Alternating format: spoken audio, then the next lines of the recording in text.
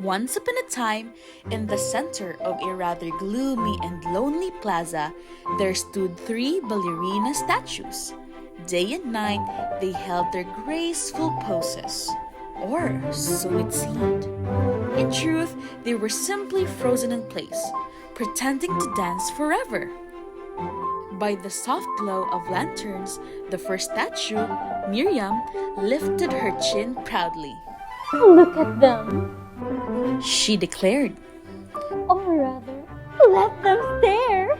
Beside her, the shy Lulu lowered her gaze. But some people are really staring. She whispered, almost afraid. No problem. Said Carmelita, the tallest of the three. We're here forever anyway. That afternoon, a brass band played cheerful music as the master of ceremonies stepped onto the stage. Ladies and gentlemen, this magnificent fountain with our three ballerinas shall be the newest treasure of our plaza. Carmelita's eyes seemed to sparkle. See? I told you. She said with pride. We will add beauty to this place. Miriam lifted her arms higher. We are the beauty of the place. But Lulu hesitated. All right, but why do some people look unhappy?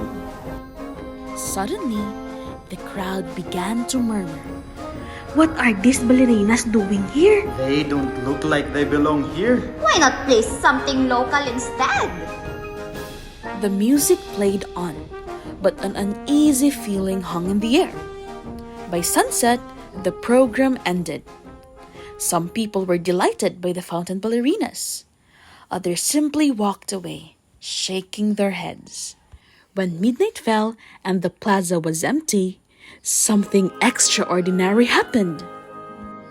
With a soft creak, the three ballerinas stepped away from the fountain.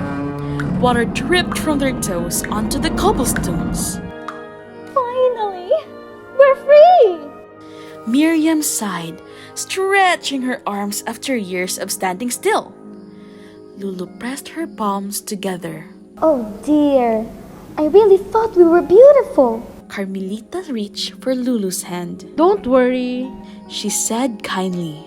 Let's take a vacation. And without another word, they tiptoed into the night. While everyone forgot about them, the ballerinas wandered far and wide. They strolled down cobblestone streets and peeked into old ancestral houses. Fabulous! Miriam sang, twirling in delight. Lulu brushed her hand across a wooden balcony. These houses, estas casas me recuerdan a casa. And Carmelita clapped her hands when they reached the river. Oh, Esplanade! How splendid you are! But most of all, they ate and ate and ate. Pasta bachoy! Miriam cried. More bye-bye, please. Lulu giggled. Where's the pancit molo? Carmelita called. Karios! Baboy! Langka! And they laughed as they enjoyed the feast brought about by the city. Their skirts grew snugger with every meal, but they didn't care. They were finally alive. Months passed until one bright morning, the people staying near the plaza woke to an astonishing sight. Right in the middle of the fountain stood the ballerinas again, but plumper, rounder, and jollier than ever. Ta-da! We have returned! Carmelita announced, waving her arm like a queen. Lulu patted her belly with a shy smile. We feel much happier this way. And we're extra fluffy. Miriam chimed in. At first, everyone was speechless. Then, someone began to chuckle. Another clapped. Soon, the whole plaza rang with laughter and applause. An old woman in a kimono wiped her eyes, smiling.